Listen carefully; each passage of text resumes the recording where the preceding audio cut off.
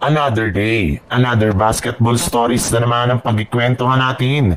At ngayon nga ay ang pag-uusapan natin ang balitang nagsalita na nga daw ang Los Angeles Lakers sa trade ni Lauri Markkanen at ang balitang pagkuha na ng Golden State Warriors kay Malik Beasley. Kamakailan lamang nga ay pinagwaguluhan nga ng mga fans sa social media ang lumabas na balita na possible nga daw na kunin ng Los Angeles Lakers si Lauri Markkanen sa pamamagitan ng isang blockbuster trade matapos magkaroon ito ng magandang performance sa Eurobasket. Hindi rin naman nga daw magiging mahirap para sa Lakers na gawin ang ganitong klaseng trade since meron rin naman nga silang sapat na assets para makipagnegosasyon sa kupunan ng Utah Jazz.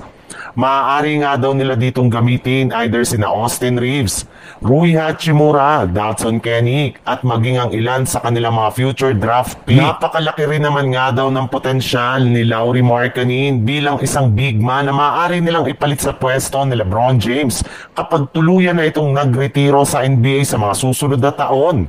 Ngunit makalipas nga ang ilang araw mula nang ilabas ang ganyang balita, ay mismo ang isang NBA insider na nga mula sa Lakers ang nagsabi na wala silang balak na kunin si Markkanen mula sa Utah Jazz, gayong malulugi nga sila dito ng gusto.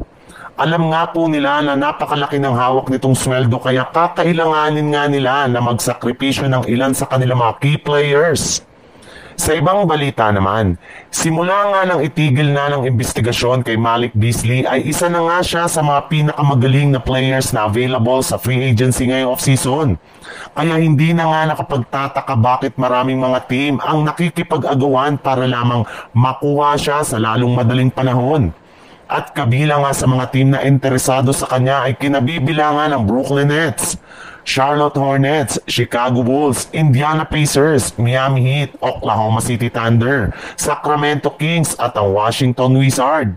Bukod rin dyan, ay ibinulgar na rin naman nga ng isang NBA insider na kabilang rin naman nga ang Golden State Warriors sa mga team na planong kunin si Malik Beasley sa free agency market. Hindi rin naman nga sila magkakaproblema sa kanya gayong hanggang veteran minimum contract na lamang ang kinukuha nito ngayon. Bagay rin naman nga ang kanilang playing style sa Golden State Warriors sa kanyang shooting sa 3-point line. Sadyang magkakaproblema lamang nga sila sa kanyang depensa at paminsan-minsan na pag-struggle nito sa kanyang shooting. Kaya bagamat man interesado sila sa kanya ay nagdadalawang isip pa rin naman nga sila na kukunin nila ito o hindi.